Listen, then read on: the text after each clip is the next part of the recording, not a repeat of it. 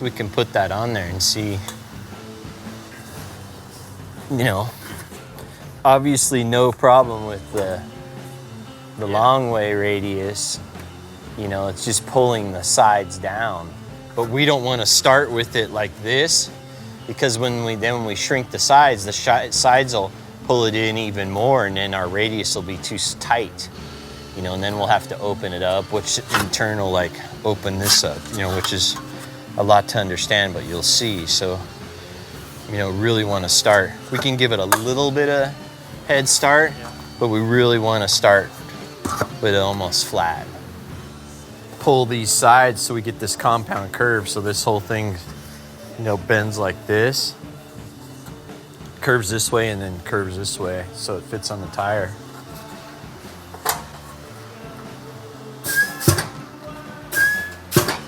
I'm pushing this down a little bit to get it going in the right direction, you know, so you can see that's pulling that down a little bit. But what'll happen is we're only affecting this area right here, probably the first 2 inches. So that's gonna leave this, you know, kind of flat. It'll have a little bit of crown just from the metal being affected, but it's not gonna have like a big radius like we want. So we gotta go in farther. So we'll start taking some bites. We're using that little Eckold forming tool, you know, and it works pretty good. You know, and like, I mean, it's an awesome machine. I mean, if that's all you have, you're doing pretty good, you know, because it kicks ass over any other like shrinker that I've ever had. The Eckold shrinker, it has 2 dies that pinch in and they press together and they grab the metal and then they move towards each other. So it goes down and bam, so it just grabs the metal and drags it in, shrinking it, making it thicker and making that outer dimension smaller, and that gets it to curl over.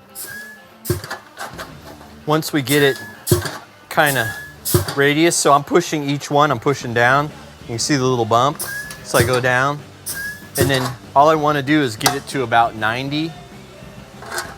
Once we get it to 90, you kind of want to stop, because that's when it's going to start curling. Get in there.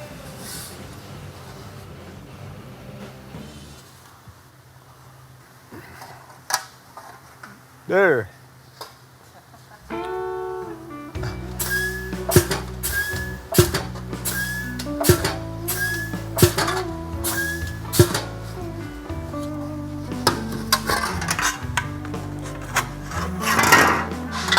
Feel how hard it is. Yeah, let me check it out.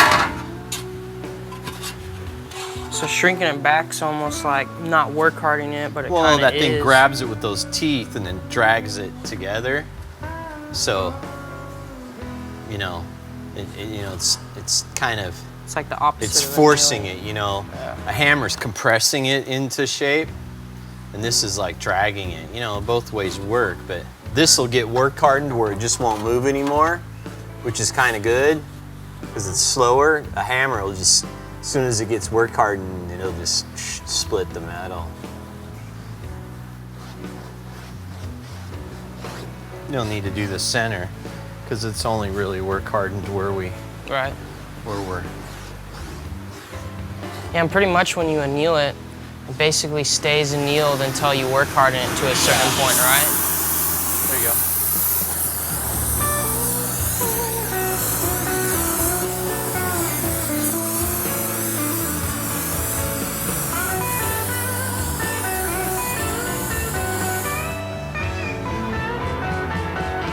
You can quench it if you want. Use those little flat pliers.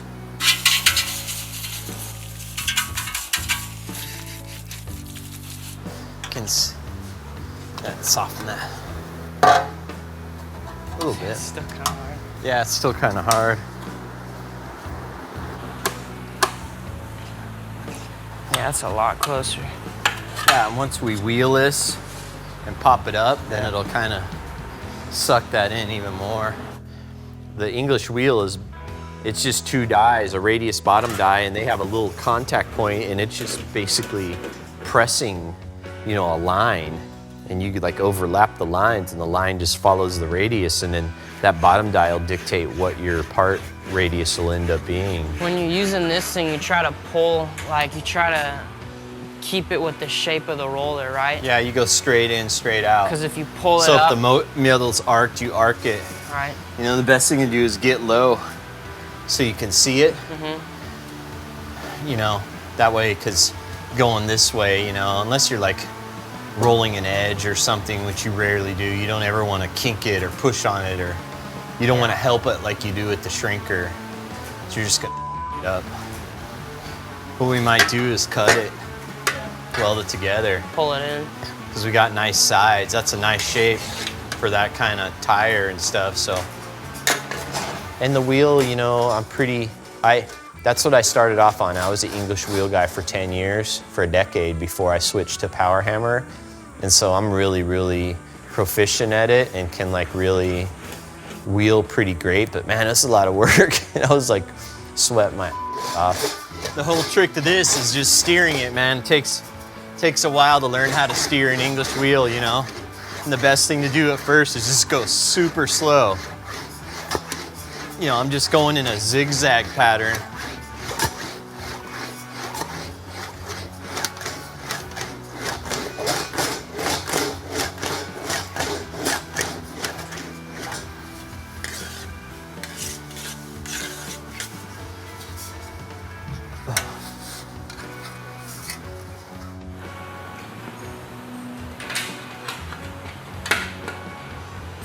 Yeah, it looks good right there. Looks pretty symmetrical too. I mean, these are kind of messed up, but once we wire the edge, then pull it in. No, it doesn't pull it in. It just makes it so it stays. You can put it right where you want it, and bam, you know. That's good. If you guys want to, let's measure it and see where we're at. So we're at 10.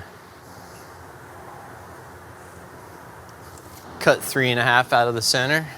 You'll lose a 1/4 inch when you cut it, so cut it down the center, and then cut 1.5 inches on each side, and that'll give us with 6.5.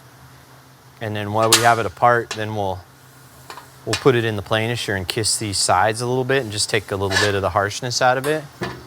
And then I'll show you how to do a rib. We'll do a rib down the center, maybe some kind of little design or something. Cool. Sounds fun. That's a good way of marking the center on this. Just eyeball it, dude. Don't even try to like, don't break out rulers or anything like that. Just whatever feels good.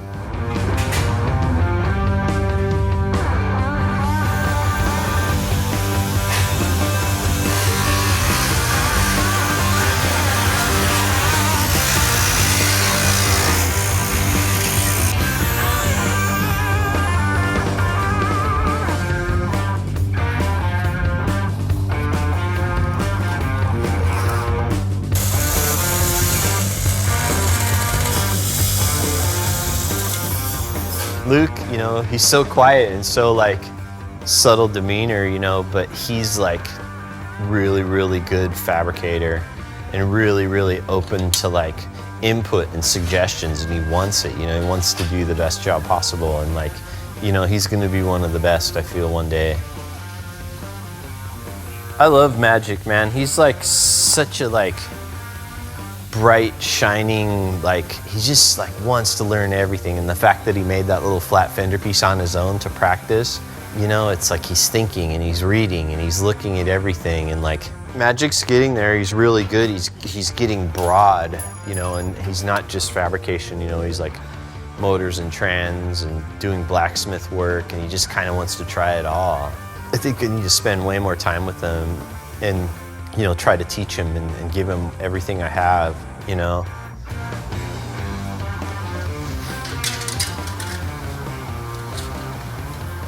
Almost looks right on already.